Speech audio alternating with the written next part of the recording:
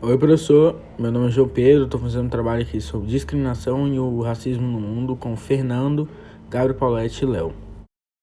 Nessa época, um dos problemas era a perseguição de pessoas que não eram da raça branca. Muitos apanhavam na rua, eram ofendidos ou até mesmo mortos. Hoje em dia, a violência é talvez a maior isca usada pela mídia para prender e controlar os seres humanos. A violência gera a emoção destrutiva do medo. E a emoção destrutiva do medo gera a necessidade de proteção, de defesa e de ataque, que acaba gerando mais violência.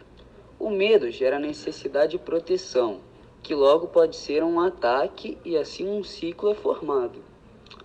O motivo na qual nos levou a esse medo de viver foi adotar a escassez como um modo de vida.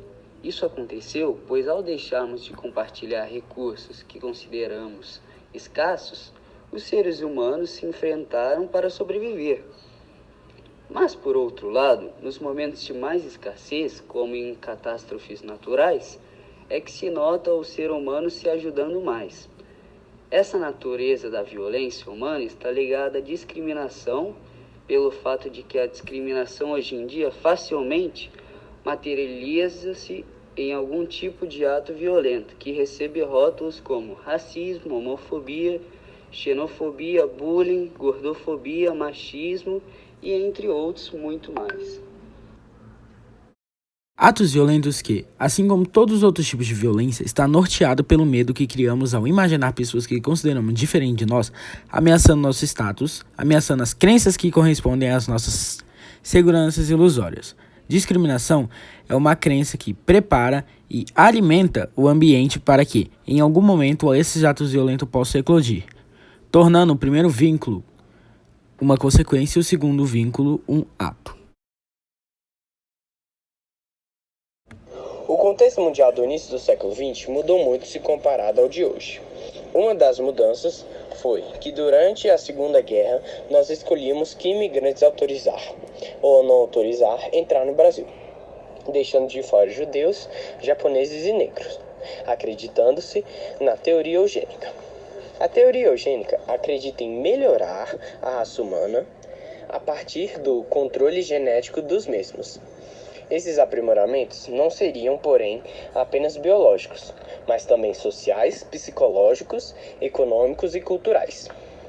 Assim, as ideias da teoria eugênica foram utilizadas largamente para propagar preconceito e discriminação entre diferentes grupos sociais. Após a Segunda Guerra, muitos povos imigraram para o Brasil. Entre eles estão judaicos, negros e japoneses. Os negros são os principais atos de racismo desde a época da colonização, não só no Brasil, mas como no mundo.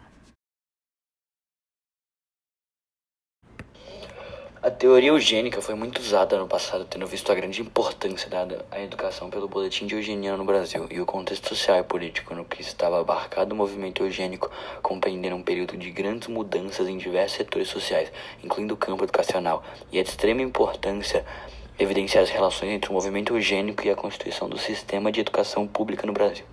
Analisando a influência do movimento eugênico na constituição do sistema organizado de educação pública no Brasil na década de 1930, já a Constituição de 1934 foi a primeira a garantir educação para todos os brasileiros, mas ainda tendo traços ditatoriais e eugênicos, como por exemplo de educação para a higiene social e educação física, no intuito de alcançar a estética eugênica ideal. Estes aspectos demonstram a influência desse movimento ideológico e estava pautado em discursos científicos e biológicos. 30% dos brasileiros dizem ter sofrido preconceito por causa da classe social. E 55% dos entrevistados que disseram ter sofrido preconceito por cor ou raça são negros, segundo a fonte do G1.com. Analisando esses outros levantamentos de dados mais aprofundados, percebemos o quão presente o preconceito é em nossas vidas. Porém, um jeito fácil e simples de acabar com ele é preciso que se desenvolva uma cultura de valorização da diversidade, a começar pela educação. A escola deve, desde cedo, levar os alunos à compreensão das semelhanças entre os seres humanos e atividades e as diversidades existentes em cada um deles, mostrando que todos somos semelhantes e ao mesmo tempo somos únicos, e por isso todos temos nossas diferenças. Ao trabalhar a diversidade em sala de aula, é preciso desenvolver um olhar empático em todos os aspectos, do aluno aos colaboradores, entre os educadores e as famílias. Também é preciso, igualmente, fomentar o convívio com a diferença dentro de casa. Afinal, de nada adiantará a criança ter lições de respeito à diversidade e não viver isso em seu dia a dia. Leve seu filho para conhecer instituições que realizam trabalho com pessoas com deficiência ou mesmo orfanatos. Leiam juntos livros sobre inclusão social e busque debater o assunto sempre de forma positiva. No ambiente de trabalho, é preciso aceitar e respeitar as diferenças, buscando dar a todos oportunidades iguais para crescerem. Todos nós, como cidadãos, podemos fazer a nossa parte para lutar contra o preconceito. Assim, construiremos o Brasil mais justo que preze pela igualdade.